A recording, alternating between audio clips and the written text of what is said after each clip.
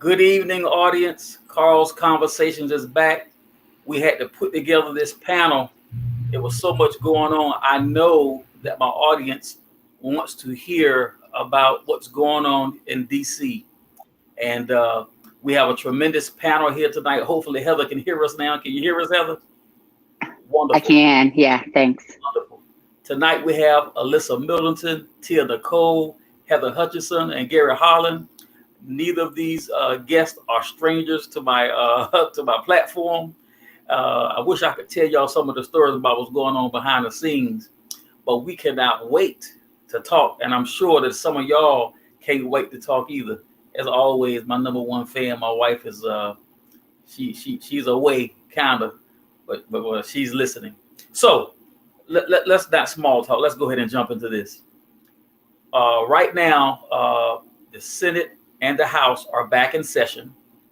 I only got a minute to kind of hear what they were talking about. What's up, Tuck? Um, but what a horrible deal today. I cannot say that I'm surprised. To be quite honest, I absolutely expected this to happen, and I just don't believe that our president didn't expect it to happen either because they were invited by him, and this is not something he can talk himself out of. I absolutely expected violence. I absolutely expected ugliness because he has gone unchecked by the leaders in his own party for the past 4 years. And I'm going to tell my audience right now, this is not a Trump bashing session. This is just truth, right? He's gone unchecked by the leaders in his party. And so at this point, he probably believes that he's untouchable. But this was a stain on our nation. And I don't know exactly where we go from here. But I'm going to start with Gary. I just want your take on it, brother. Matter of fact, Gary's coming back in. Gary, I'm going to let you get it together. Alyssa, I'll start with you. What's your take on this? My take is that it's almost not surprising. We've been leading up to this moment with the rhetoric and the violence from white nationalists, and white supremacists from their leader, Donald Trump. And he's been dog whistling for a while. So this is not something that is shocking. The shocking part to me is the response. It looked like, to me, my personal opinion, an inside job, because we're talking about the United States Capitol. I don't know if anyone's ever been there, but it's pretty tough to get in. And knowing that for a month, this has been sanctioned, this rally. The president also said that he would be at the rally and he would walk with them. So it was almost like, where were the 2000 Capitol Police, the National Guard, and all those others that we do see at Black Lives Rally Matters? Where were they? I saw footage of people taking selfies with the police. I saw a soft kind of response from the outer police. Inside, it was almost like an overthrow. There was no force from the police at all. These people stormed the United States Capitol. They were in Speaker Pelosi's office. They were in the chambers of the United States Capitol. So it's just hard for me to believe that the breach was so easy, because it was almost effortless to get in. And also, it's just polar opposite of what we see at peaceful Black Lives Matter rallies or protests. I mean, we're almost met with rubber bullets, tear gas. There's tanks, riot police and riot gear, dogs, horseback. Buildings like pharmacies, CVS's. They're all protected by people like the shooter in Kenosha, who was there to protect the buildings, the infrastructure, as you say. How high of an infrastructure can we get? We're talking about the United States Capitol. So it's almost hard for me to believe that breaching the Capitol was this effortless and that people were allowed to roam around once in. And they left on their own accord. They were not escorted out. We didn't see many arrests. We didn't see, a lot of tussling or handcuffs, or we didn't see any of that stuff that we normally see when it comes to people of color. The brute force and the arrest and the beatings, the billy clubs, the this and the that. It was just almost effortless to me, and that's just my personal opinion. I'm wondering a whole lot of things. Tia, what do you think about today's activities at the nation's capital? Well, I personally cannot say that I was surprised. I was looking at the TV almost, I don't know if numb is the word that I would like to use, but I would say that when I saw it, the first thing that came to my mind was like a volcano. Like, we've seen this kind of escalating over time. And I agree with Elisa in saying that it's surprising that they weren't more prepared for this. So it almost does seem like it would have been a inside job as far as that initial breach. Like, how did they get inside? Even if they got beyond the barricades, how did they get inside and climb and get on the terrace and all of that, all of those things? But I was not surprised at all. This was almost like the final act before the inauguration, before he has to be forced to transfer the power. And as she stated, he's been kind of inciting this for some time now, and it's just a huge temper tantrum that we're seeing play out. In front of our eyes. And me being a person of faith, I'm just like, the enemy is mad, like mad, mad, mad. But you just can't stop it. Like, it's going to go forward. And I try not to let what's happened today overshadow the historical moment that just took place in Georgia. So we have all those going on right now. But as far as what's happening at the Capitol, it's just surprising to see that level of violence taking place. And also, I think we'll start seeing some stories come out of what happened today, because the woman that was shot, she actually died, and she was shot by police. She was inside of the Capitol, and she was killed by an officer. So I think we'll start seeing some of these stories really unfold, but we definitely didn't see it in the media like we saw it at the protest for injustice. You got that right. A lot of things surprising me. Heather, my friend, my sister, what are you thinking? How do you digest what happened today? I'm not sure. I really haven't fully digested it. Again, I'm just like with everyone else. I'm not like, it doesn't surprise me, I guess. And yet I'm disgusted. I don't even know if anger is the word. I'm just completely disgusted. And the shock for me, I think, has come with so many of the people in the media responding as though it's shocking. I think that's what's been shocking for me, is that you haven't been paying attention. You haven't heard this man, calling out for people to show up. I mean, they were selling bus tickets for his supposed, inauguration that's coming up in a couple of weeks. I mean, there really is a strong base of people who firmly believe that this election was stolen from him, and whatever he says, they're willing to follow, and he doesn't have to say a whole lot to get them riled up. I want to say I'm hopeful that some of the people who look like myself, who maybe have been on the fence to think that this hasn't been about race at any level, can start to see. I mean, it couldn't be more blatant, the differences in the way things have been handled. I mean, it's almost comical, except that it's not. It's so clearly, blatantly, black and white, literally, in the way that this has been handled.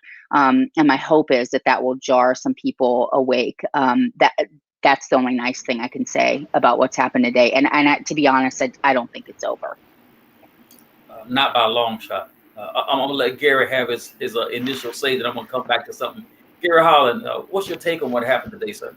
Yeah, thanks, Carl. My wife and I hadn't really gotten over the just being pleased about the first of the Georgia elections that had been called the previous night, and we knew what was supposed to happen today with the activities in Congress, and just to start watching that, and then to see how the news station switched to what was going on at the Capitol, it was it was numbing. It was numbing. Not surprised at all, but I am surprised, as everyone else has said, about how easy it was for them to penetrate the Capitol. I've been on tours of the Capitol over the years. I was raised in this area, and I would have never thought that it was that easy. So I'm not sure what was going on, but what I am sort of surprised about is that there's so many people already spinning their own narratives to justify the actions of these terrorists or these anarchists. There's so many people saying that the actions of law enforcement are no different than they were in, I believe, Oregon when there were, weeks of protests following the death of George Floyd. So there's so many people already beginning to spin their own narrative and to stand by their stories and to not acknowledge the hypocrisy that we all saw today played out on national television in terms of how these anarchists truly were dealt with or not dealt with based on what they did. So it was a sad day for me, and I think for a lot of people. And I only hope, as a person of faith, even as Tia mentioned, I can only hope that out of this something positive will spring forth, and some folks' eyes will be open, and prayerfully they'll do something over these next few weeks to limit the voice and the accessibility of Teflon Don to the public, because he is nothing short of negative at this point. I tell you what, one of the things that really has gotten me is the hypocrisy of it all. Everybody who has been watching me, you know that I absolutely am proud to say I'm part of the Black Lives Matter movement. I don't have any ties to the organization, but I'm all tied up in the movement. I'm very proud of them, very proud of what the movement has done. And I, along with everybody on this panel, we absolutely condemned the violence that did take place during those protests. I believe all of us thought that the violence was counterproductive. And if my recollection is right, I believe that all of you have been on my show and said that, you condemned it. We understand it. We understand that anger that causes it. But the rhetoric by some of the same people who were out there today when it was the other side. And these are the same people who claim to be of law and order.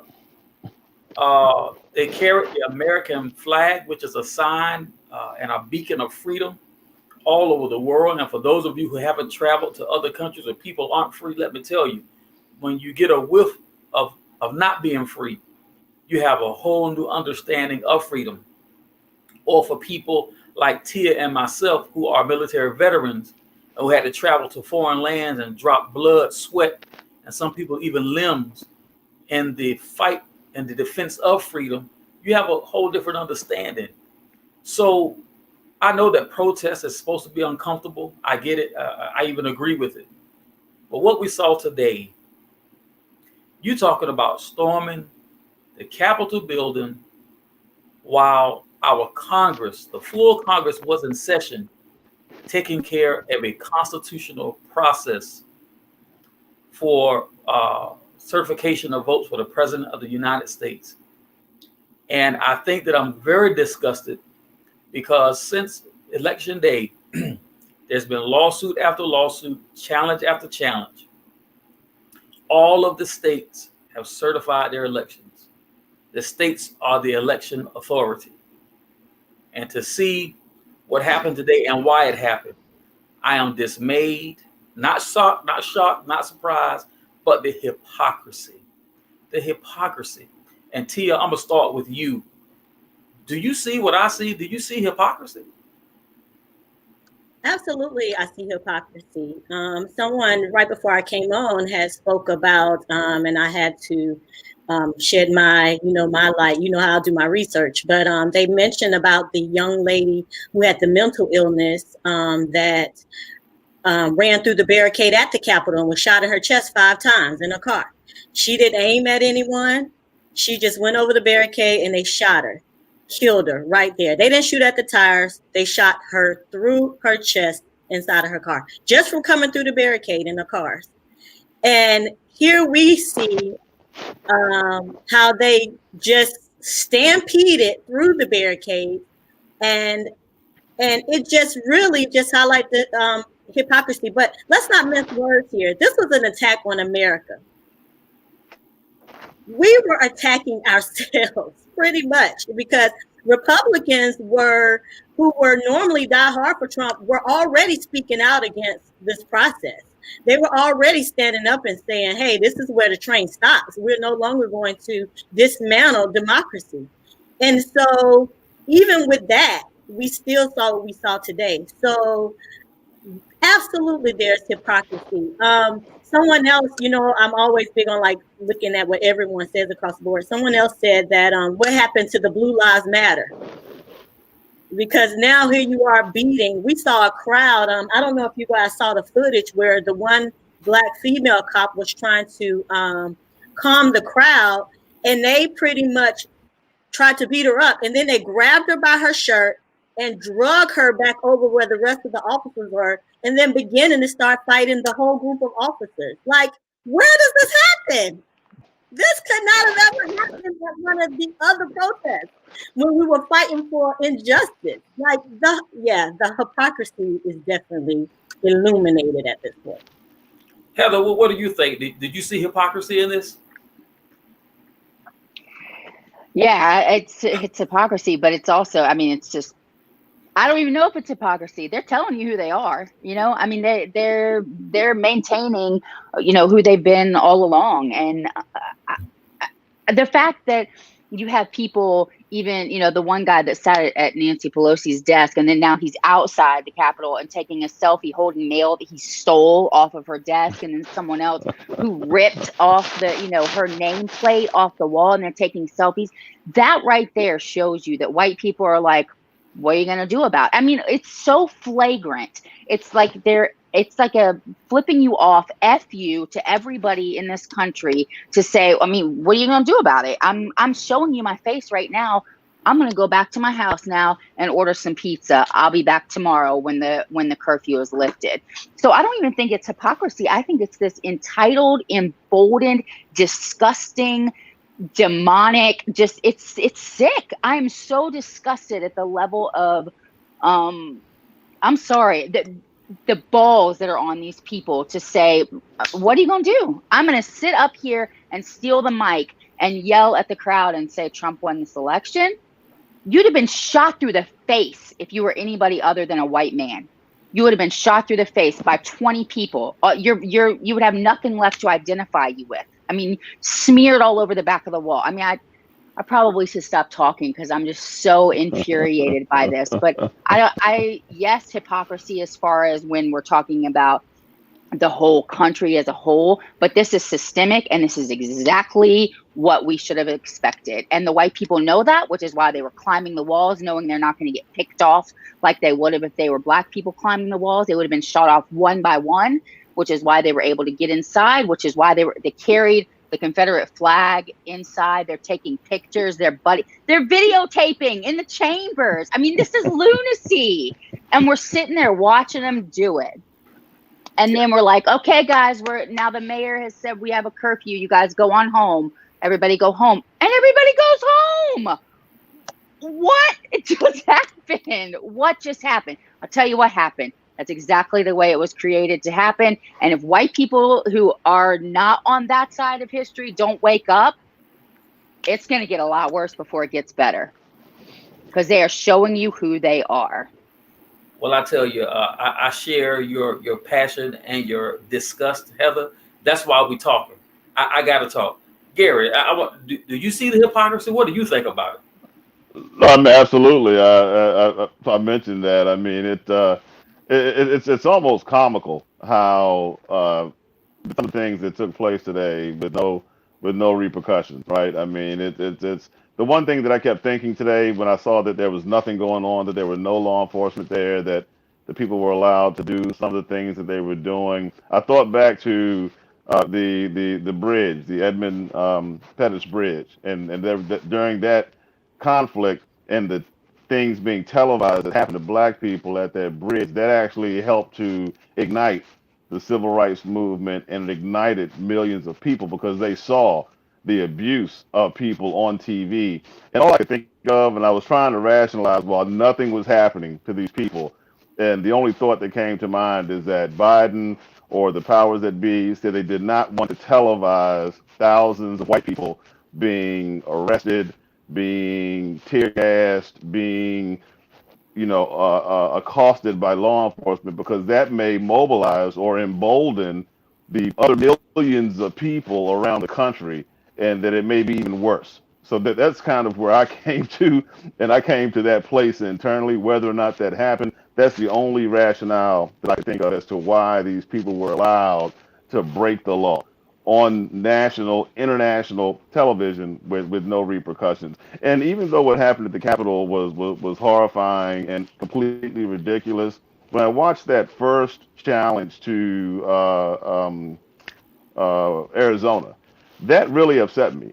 That upset me because, as we all know, that the votes had been certified, validated, approved, and when I watched those first set of congressmen say what they had to say to begin the debate process, it was embarrassing, it was frustrating, and at that time I was thinking they're going to do this all day throughout the night for no legitimate reason, and it really frustrated me and upset me that the politicians in this country and the division in this country is so bad that someone would do that, that so many people would do that, and basically just thumb their nose at the public and thumb their nose at democracy. So that's where we are as a country, and I can only hope that we can move forward once we get new leadership in place and healing begins.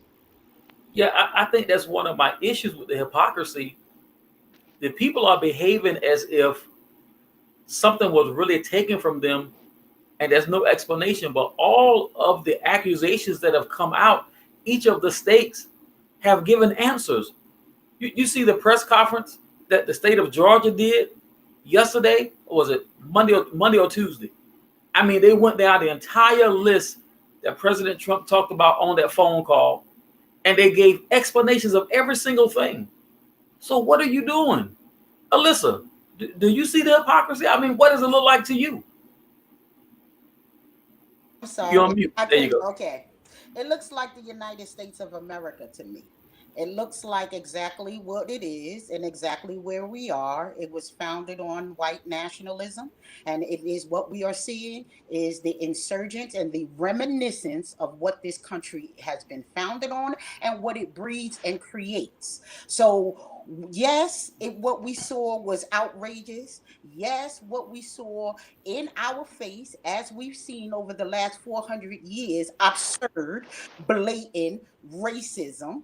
But what you saw was a contrast that showed us as Black Americans in the United States of America, a nation in a nation, that we mean absolutely nothing to them. If it wasn't clear for some of our people who want to get along, you've got it today. Today was the day that you saw that your life is in stark contrast to white people. This country was founded for white men, it was built by white men, and the rule of white men will rule this country. They do that. So you've seen a government building, Gary Holland, Paul Armstrong, in the hoodies that you wear this evening. If you were standing, just standing at that Capitol, just standing, my brothers, at that Capitol, unfortunately, it would be another story. So we have got to realize we can't keep pointing out the differences. We already know the differences. We know what it is. What are we going to do? One thing we showed this year is that we have power, right? Right, We pulled Joe Biden across that finish line, right? right. We came through in Georgia. So united we stand as African Americans, divided we will fall. We have got to unite. There's no choice. They're going to do what they're going to do the way they're going to do it, the way they've been doing it since the inception of this country. We're never going to change that.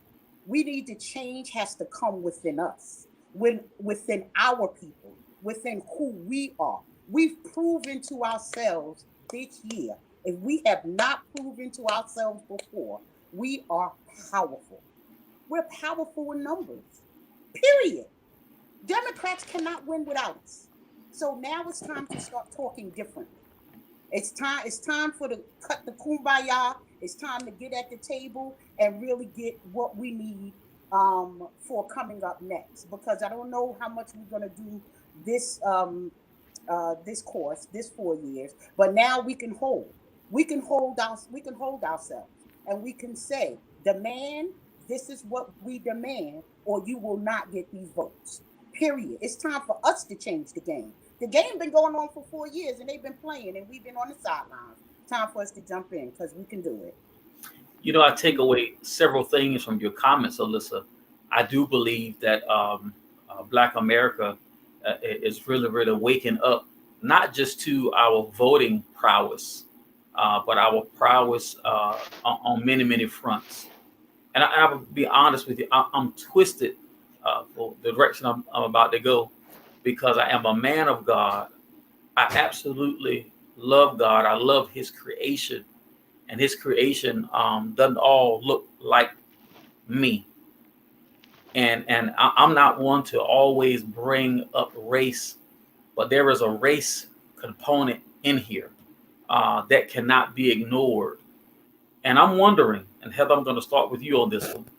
I'm wondering, what we saw today, is that almost like a reaction to the progression that's happening in this country and the browning of this country? Did we see our Caucasian brothers and sisters? And I know that there were some other people out there other than Caucasians, but it was mainly Caucasians. Do you think that there's a sect of our Caucasian brothers and sisters who feel like power and privilege and position may be slipping away, and maybe what we saw today was some of that? Heather, I'll start with you.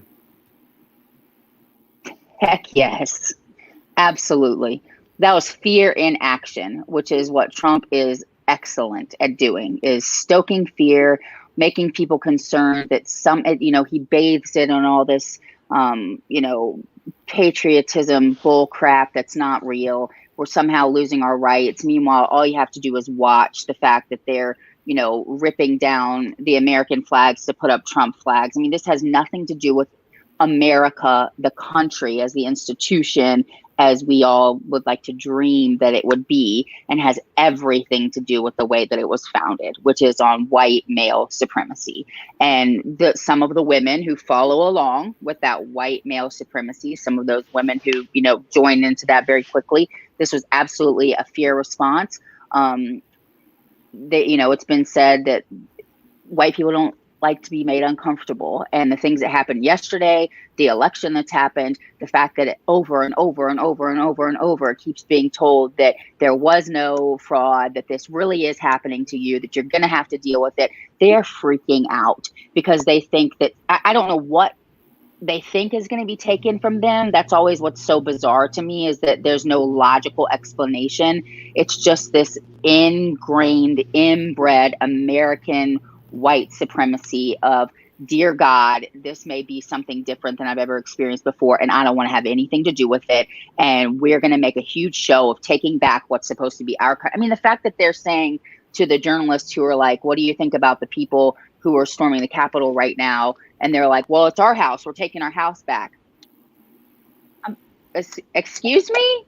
Yeah. If Black people were up in there and said, this is our house, we're taking it back, y'all would have all said, shoot them all, kill them all. I mean, it's insanity. It's like how Gary said, it's comical, except it's not, it's just, yes. To answer your question, yes, this is fear of somehow we're losing power. There's a misunderstanding and an ignorance and a fear in white people of somehow there's not enough power to go around, that we're losing something. And I don't know what it is they think they're losing.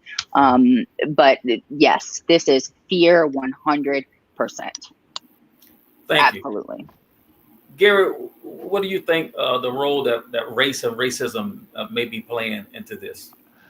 Well, yeah, a clear roll call. I think something Alyssa said a moment ago has been sticking with me when she talked about the power we have, and we haven't. I think we oftentimes redirect our focus on the politicians and what the politicians can do for us, and how we need to hold the politicians accountable to do things for us. And I think that often causes us to have our view in the wrong place.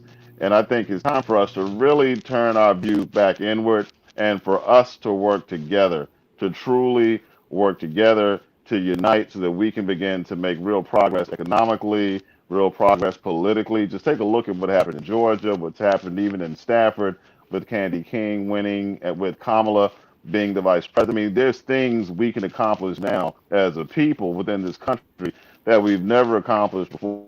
Demand respect, demand a seat at the table, demand the opportunity to grow and do the things that we know we're capable of doing. And now is the time, I believe, more than any time in our history, for us to truly come together and work together to make true change happen, and not to rely on the politicians or the powers that be to allow us to grow and progress. So race is an issue, definitely, and I think that race issue keeps us back at times. But I'm tired of being held back, and it's time to move forward together. To move forward together. Hey, we've got a person in our audience.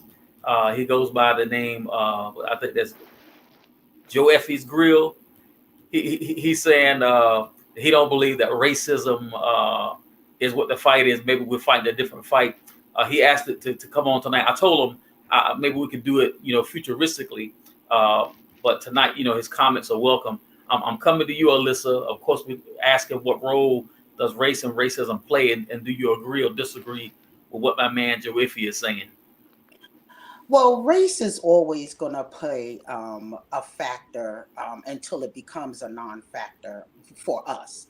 But race is definitely a factor, because you have to think realistically. Where's the energy going to go once he's out of office, right? Where is the energy? Because they've been in Black Lives Matter movement, Trump supporters. They've converged on Black Lives Matter protests, BLM. We've been clumped in with Antifa. We've been clumped in with all of these other people. So when you stand up for injustice, when you stand up and you fight the very thing that your oppressor is trying to keep you in, then where does that energy go? Because Trump is not going to go away and crawl into a hole.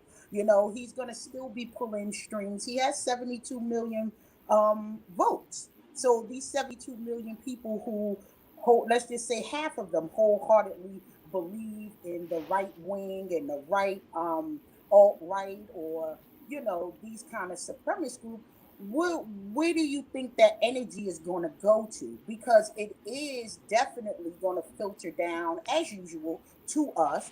It started with us, with the Black Lives Matter movement. We were the enemy back in July and March. And remember, President Trump said that if you deface any federal building, you get 10 years immediately. Now, he said that in July, and he actually tweeted it. I'll repost it here in the comments, but he actually tweeted that. So 10 years for us, but they walk free. So race plays an integral part in it, because now you see more people are standing up. You've seen a whole country, all 50 states protest at once, plus other countries. So, there's a movement, there's something in the air, there's something going on, but not sure if it's good or bad when it comes to white supremacists and how far they'll take it. But, we definitely can't keep our eye off the ball, Amen to that. Mm-hmm. Tia, what role do you think race and racism has played in this? I was sitting here laughing at Gary with his Joker grin. I don't know if he know we can hear him. He like, I thought that was But I was when you mentioned the person, I actually wrote it down because every time I get on here, it'd be so good, and sometimes it take a minute. I was like, let me get my notes so I can come back to it. So I had wrote down what Jeffrey Grill had said about the racism is the wrong fight. I actually wrote down a few. I had Dana who said we get lax when we vote. Sometimes we get lax. And we don't keep up with the momentum. Aisha said the unity, which Elisa spoke about that as far as the resolution. And then we came with Jeffrey with the racism is the wrong fight. So I was thinking about this as everyone was talking, and I was thinking all of the protests that happens in DC about injustice. When you talk about gays, the pride, the women's marches, all of the protests on injustice that happens in DC. Why is it that the number is so great when it's talking about injustice against Black people? But you say racism is the wrong fight. Like the writing is on the wall. Whenever there's a protest about the injustice of Black lives, it is always a counter protest in numbers. So how can you say racism is the wrong fight? It may not be the only fight. I mean, it's not the only fight, but it is in fact a fight because this is all about racism. This is about power. This is about they are watching the changing of this country that they thought they had solid. They thought that the system was solid in their favor, and now they're watching this system that they built work against them because you didn't question the voting in any other state other than the states that Biden won. Where's the questioning of the votes in California, who's also known to corrupt voter and suppress voter suppression? What happened to questioning those numbers? But it was only the numbers that are questioned where Biden won. And another thing that I want to point out is that please believe they're watching other things happening in this country. We're seeing Black women take CEO positions. We're seeing Black people get in power in corporations. We're seeing, when I tell you let me just put it at people of color, because it's not just Black people at this point. It's people of color. And my goodness, I'm about to run around this room when I think about how Biden is putting the whole Crayola box up in the administration. I mean, if that's not speaking high volume for where this country is going, and they are going to fight tooth and nail for this not to happen. That's why I say today's event was not surprising to me. And I was thinking about this as well, and I'm in my part with this because Carl, you mentioned about being a person of faith. I'm a person of faith too, and I keep thinking about Pharaoh. Pharaoh watched his own child get killed, and he still would not let go. That's what we're seeing here. It doesn't matter. COVID is running rampant. It doesn't matter that you're seeing people get trampled. You're eating your own. You will eat your own in order to not lose this power that you say that is being taken away from you. It's shameful. And Carl, you've heard me say this before. What other countries are seeing, the way we are being portrayed to other countries right now is so sad. And like you said before, I think about all our military people who are on the front lines who are fighting for this country, and for them to have to witness what is taking place today is just embarrassing. It is embarrassing. I want to address something that one of our viewers said. This is Christine Zanini. Her and I served in the Army in Germany together. It's been many years since I've seen her, but I only have good memories of what we call the Zanini. She asked us, she said, Carl, race is a factor and has been exploited to create a wider divide. But this, I believe, is being used as a cover for more sinister ideals, dismantling our rights as free people, losing our voice as voters, and changing our laws under our noses. Best way for dissent is to turn us on each other. And then she, just a few ways that she wanted to clarify. She said, to clarify, racism is being thrown into the spotlight to take the eyes off of other issues. This is open to whoever want to grab it first. What do y'all think about what Zanini is saying? Yeah, Carl, if I could chime in on that, I saw that post when you posted it, that comment when you posted it earlier, and there was a comment from Daniel also that brought back to my memory. I have a friend, Lee Mooring. You know Lee, he's been on this platform a couple of times. A couple of months ago, he preached a message, and he said, as a part of his message, that when the foundation of this country was poured, racism was part of that foundation. And I thought about that quote, and I do realize and believe that one thing about foundations, no matter how long they've been set, and no matter what's been built upon them, they can be broken up. They can be broken up and they can be re-poured and remade with the proper ingredients. And I think we're at a time now in this country where it's time for us to break up this foundation because racism is embedded in the core of what this country is all about, has always been about.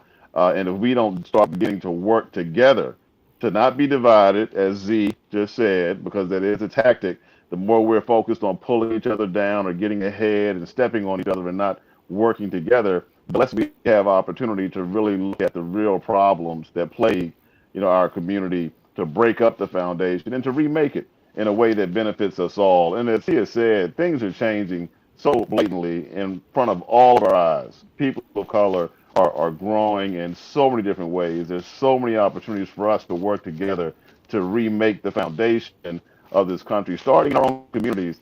If we miss it, it's on us. But we have to come together, I believe, and really begin to address the issues in our communities, and then it'll spread from there. I believe it's contagious. So I think that foundation needs to be broken up and remade. And I think we're the ones to do it. We don't need Biden or anybody else to do it. We can do it, but we have to do it together. Amen to that. Anybody else have an answer for what Christine Zanini was saying? All right, I'm going to ask this question.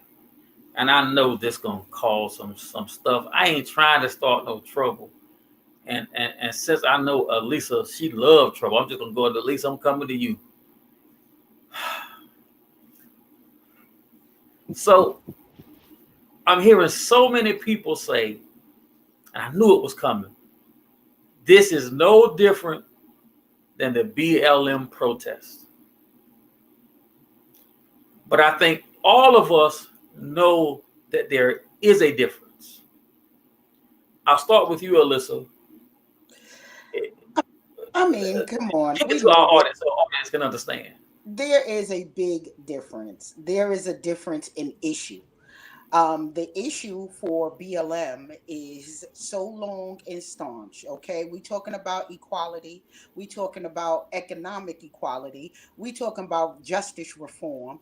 We I don't even want to go down the list because this is almost like you say earlier, comical. You know that this is different from a BLM rally. First of all, we always converge because someone has passed, someone was killed, someone was brutally murdered by the police. The list of our fallen by the hands of the police, unarmed black men and women. We out there with passion. We out there furious. We out there angry.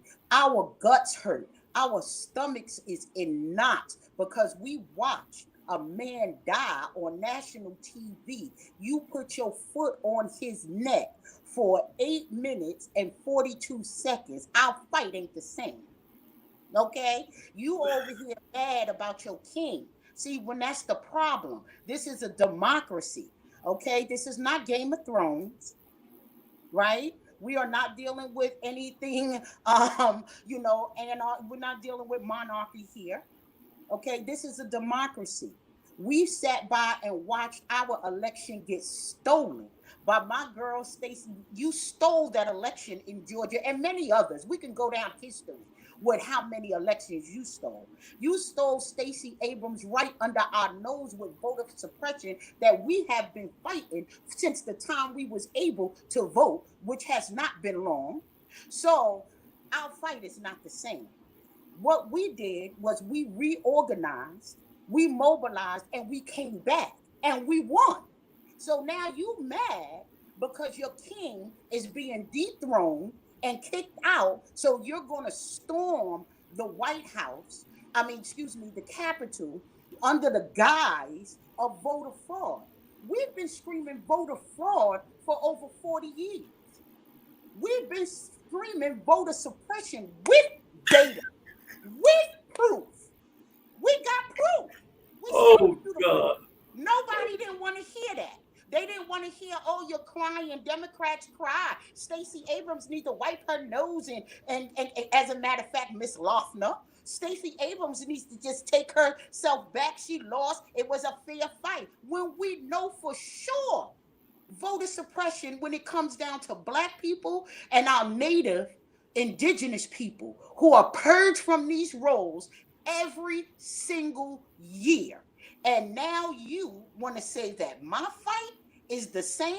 My fight is totally different. I'm fighting for lives. I'm fighting for equality. I'm fighting for justice. I pay taxes here. I should be treated the same way. When my son go to the court with the same crime as your son, he should be given the same sentence. So please do not get me started with your fight is the same as mine. You're boo-hooing. Your fight to compare to mine is a hangnail. I got an open wound from my head down my torso for 400 years. So please, this is not the same fight. You crybabies, go home. Who can come after that? Tia, I'm And what she said. What she said. Daniel Bowman wrote something very interesting, and on the line with what Alyssa just said, the equivocation of protesting racist murder condoned by an American institution versus storming federal property during a constitutional process in the name of a politician that lost is infuriating. I think that's exactly what Alyssa just said. Now, Tia, you was over there dancing, and I got to say my feet got a little hot when you started doing your thing. You know, I got a little dance over here, but I got to wait till my knees warm up, though. What do you say about this? I mean, BLM and this, what we saw today, is the same. What do you think? Absolutely not. And like I said, I don't even know if I can put it and articulate it so eloquently like my sister did right there. That's why I just had to give a little shout on. But my brother, Chris Tucker, you know, that's my tag team partner. He actually said something similar. You know, I like to read the comments as well, so they'll know. He said that we march because we were dying. They're marching because they didn't get their way, throwing a temper tantrum. And my sis says, what did she say? Hold on.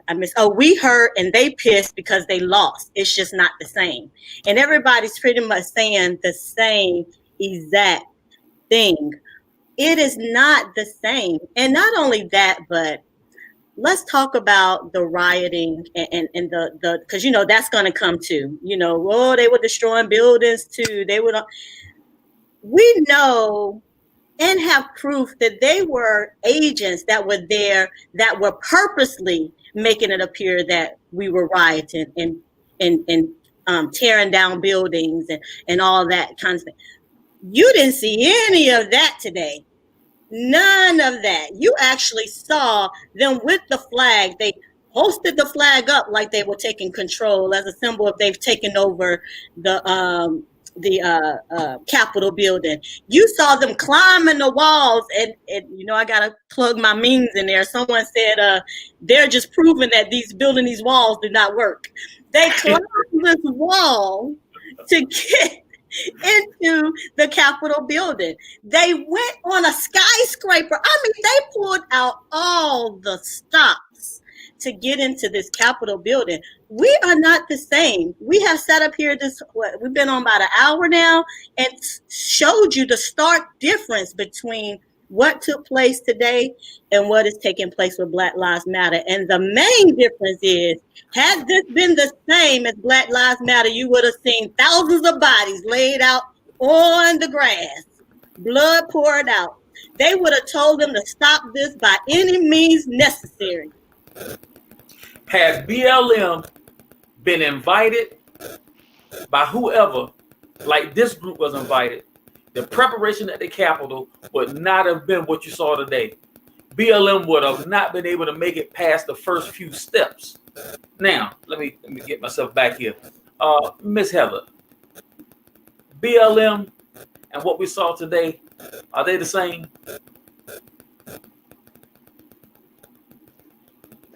I mean, I can't say anything else after everything that was just said by those two amazing women. I will say this. White people are amazing at being manipulators and trying to distract you. So I'm preaching to myself when I say this. When this keeps coming back up and people do the what about the Black Lives Matter, or somebody even did it on my page today. You know, they said, if you didn't condone all the protesting that was happening over the last 6 years, you don't have any credibility saying it happened today. And I went off and I, listed all the ways that it was different, everything that you guys just said. And I'm sitting here listening to you guys and everything is spot on. And I'm right there with you. And I'm glad that Tia stood up and danced, because I almost did the same thing. And I was like, maybe I shouldn't stand up and start dancing, but I'm glad she did, because I almost did. But anyway, what I think is we need to stop. Let's stop listening to them. When every time that, what about, this is the same as the Black Lives Matter. I think my answer from now on just needs to be like, okay, and turn and move my focus somewhere else, because this is ridiculous. Like you can't be this asinine, this stupid, this ignorant. And if you are, then I don't have time for you. If you're not willing to see what's right in front of your face and you can't learn and you can't admit that that there's a difference here, then either you are incapable of learning this or you don't want to learn this. So I'm going to focus my attention with some people who might want to go in a different direction or who already are going in a different direction, and stop giving you my attention, because white people are fantastic at drawing your attention away from what really matters to get you distracted over here so that you're busy messing with the crap that's going on over here and missing what really happens. So I'm preaching to myself when I say that, but the next time I hear it, I think that needs to be my answer is, okay, great. Okay. And move on. Because it's ridiculous. We all know it's not even remotely the same. It literally is the difference that we saw with the people, who stormed the building before because they didn't want to wear their damn masks. I mean, this is insane. You don't have an issue in your life like Black people do constantly, so you have to invent something that's offensive to you. And I'm tired of listening to the white people's tantrums. I am a white person myself. We need to get over it. So if you want to say if is this the same as Black Lives Matter protest, well, lose my words here, then okay, great, let's move on with all these people here, all the people in the comments who want to do something different, because that is just complete and utter garbage. It's not the same. It's not the same. Can I say something right quick? Just Absolutely. Really quick. Heather, it's almost like when they show you their hands, it doesn't have the same sting anymore. It's like, we've seen this. We've heard this record play. Bring out the violins. Okay. It just no longer, you just kind of have to, like you said, chalk it up to ignorance and just move on, because you just don't want to see it at this point. You just want to walk around with blinders on at this point. So you're absolutely right. I just wanted to make sure I comment on that before you move on. And then they love it when we get emotional. If I can tag on to that too, Heather, I mean, I'm where you were just mentioning. I've been there for a while now in terms of not getting into the back and forth with people in person or on social media, because just what you mentioned, they want to push buttons. They want you to get emotional. They want you to start going back and forth. They can post quotes and try to use something they learned in psychology class about logical fallacies and all of that nonsense. Even today, I had suggested to Daniel that he not get into it with a person on social media. They're starting to go back and forth. And I sent Daniel a message. I know the guy that he was getting into it with, and I said, just leave him alone. Save your breath. You're not going to change his mind. And I do think that we do need to, when we see that and they show us their hand, like you said, Tia, just let them move on and let's put our energy somewhere where it's going to be productive, because it's being drawn into those debates and silly arguments. I really don't think is is productive. We're not going to change anybody's mind through a phone call or through a Facebook battle anyway. Let's move on and do something that makes a difference. What was the motto? If we can't change your mind, we'll change your seat. That's right. I'm gonna tell you something. I really almost hated to bring it up, because when this thing started today, I knew that was going to start, and I'm telling you, my hands got hot. I wanted to get on, and I said, no, you know what? I'm gonna take the high road. I'm gonna let them throw the first punch, because I know they're coming. They're trying to justify, as if saying, well, if y'all can do that, we can do this. And Chris Tucker said it the best. Man, we out here because we dying. Y'all took long guns to the Michigan State Capitol because you don't want to wear a mask. And now our nation It's, I mean, hurting people, 3,000 people dying a day from this disease, and you don't want to mitigate with a mask? Come on, man.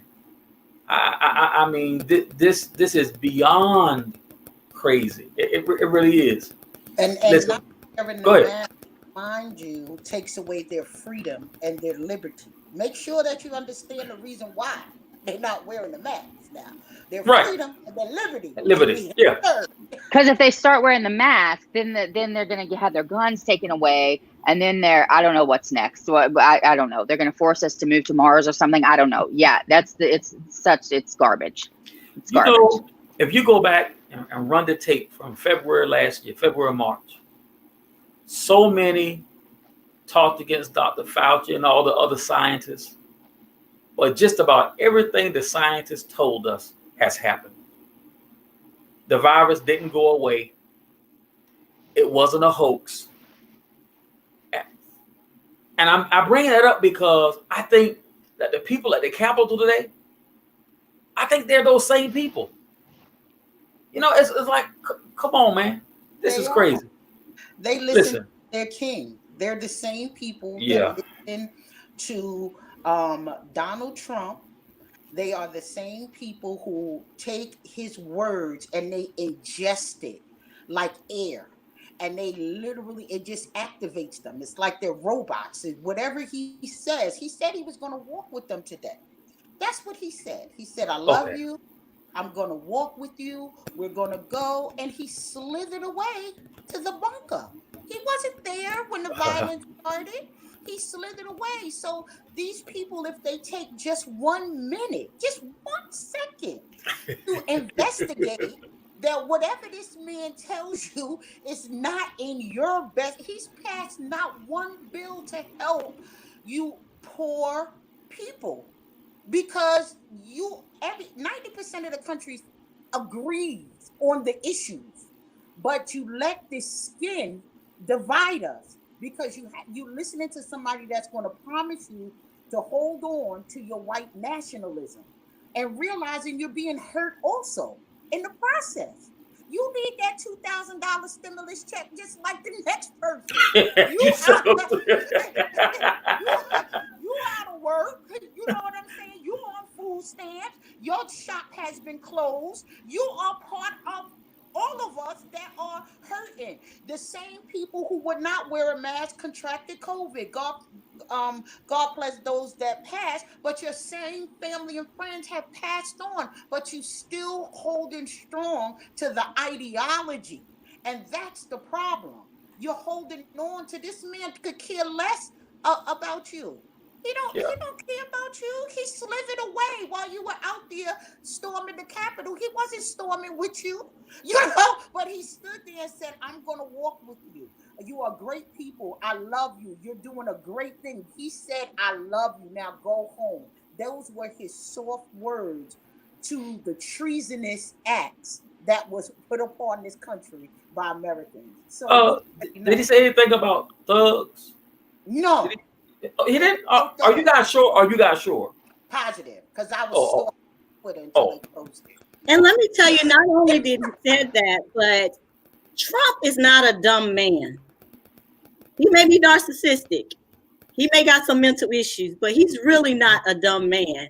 And he sat there and Elisa has me cracking up. I'm sorry. I'm just laughing. I'm just really enjoying Elisa's commentary because it's like hanging out with that cousin that's always starting a fight, but they can't.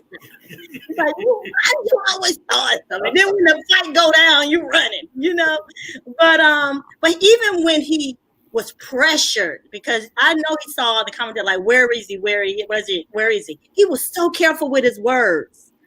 He was still saying, oh, you go home, calm it down. The election was stolen from us. Like he still low-key still incited. It's like it was code word for just calm down for the day. See you again on January 20th. He just is so strategic with his words. So Elisa is so absolutely right. They were listening to their king. They got this code. I wouldn't be surprised if he don't hold calls with them every week. just like he does his chamber, because he be missing. My dad, I was talking to him today, and he says, they're all in a situation room, and Trump is not there. I guarantee you. Oh yeah, I'm gonna tell y'all something. Y'all gonna laugh when I tell you this. I got caught up for a minute today. I slammed my fist on my desk. I said, "Where is the president? He needs to be addressing the nation." And then I fell out laughing. I said, "Why in the world am I expecting that joker to act like the doggone president today of all days?" But look, y'all, we right at an hour. I want to start wrapping. I respect your time. For the audience, it may look like we had this strategic plan today. No, we put this together in about 30 minutes. It was just so much to say. And I want to say this before I open the mic up to my guests. The reason why we came on was to address this. A lot of times when you're seeing stuff like this, remember we dealing with COVID. You got people, man, you're stressed. You see stuff like this. Sometimes you just need an outlet to get it out. And we're talking about it. And we want people to know, how we feeling also. So this is what I want to do. There may be something that the panelists did not get a chance to get out because we couldn't cover everything. I just want to start with Alyssa and go around Robin and give everybody to give some final remarks to our audience. I'll start with you, Alyssa. I just want to say thank you, Carl, for having me on. When I got that text today, I was like, "Oh, yes, yes, yes," because the tea is being spilled today. But yeah, so I'm just always grateful for you, Carl. I'm grateful for your platform, and it is good to let out the steam and the energy, and just to just a good, safe place to have meaningful conversations. So I always thank you for that. And listeners, Two Mics Up podcast, which I'm a part of, will be starting next week. So we are back for season 2. Carl, we got you slated. Gary, you're slated, right?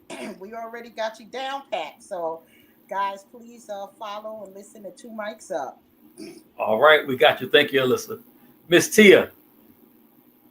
So I just want to take my time to just encourage everyone, because I know that it seemed like we have so many dark days and these dark clouds that is covering us right now. But stepping into my faith box for this last couple seconds, I would just say it is not lost. Like, there is purpose in everything, even the good, bad, indifferent. There is purpose in it, and the fight. They wouldn't be fighting so hard if there was something to be fighting against, and they see what is actually transpiring, but they can't stop it. So I would just say, be encouraged. I think that the tides are turning, and we are about to get in here. Biden, let's pray for our administration that is coming in. Biden, Kamala, Warnock, Ossoff, all of them, pray for them, because they have such a great work to do. And even those who were protesting today at the Capitol, they just don't realize just how much this is going to benefit them as well. So many of them are fighting against the unknown, not even knowing that it is even going to work out for their good as well, because that is the beauty of our God's grace. And I'm going to leave you with Joshua 1:5. And I'm going to read it in the New International Version. No one will be able to stand against you all the days of your life. As I was with Moses, so I will be with you. I will never leave nor forsake you. We are actually about to come up out of this, everyone. So be encouraged and keep on pressing forward and keep the momentum going. Not only that, but think about what this is about to do for generations to come.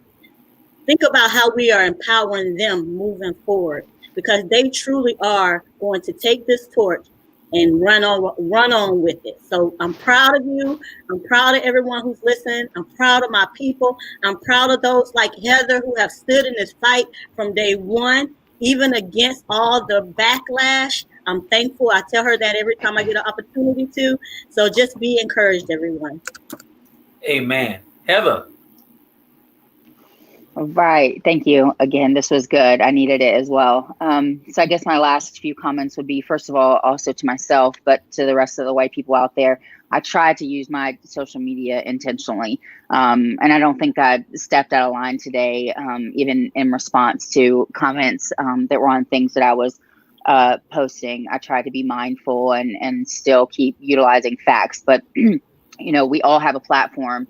whether we want to admit it or not, and people are watching us. And I do believe that it's powerful. So I want to encourage, all the other white people out there to use it responsibly, truthfully, because this is a powerful time. But I also want to encourage all my white people to watch the documentary. I posted this on my Facebook the other day, the documentary Black Boys. It's on Peacock, which is a free app. I know I sound like a commercial. I just really love it. I think it's incredibly powerful. It's eye-opening. It's moving.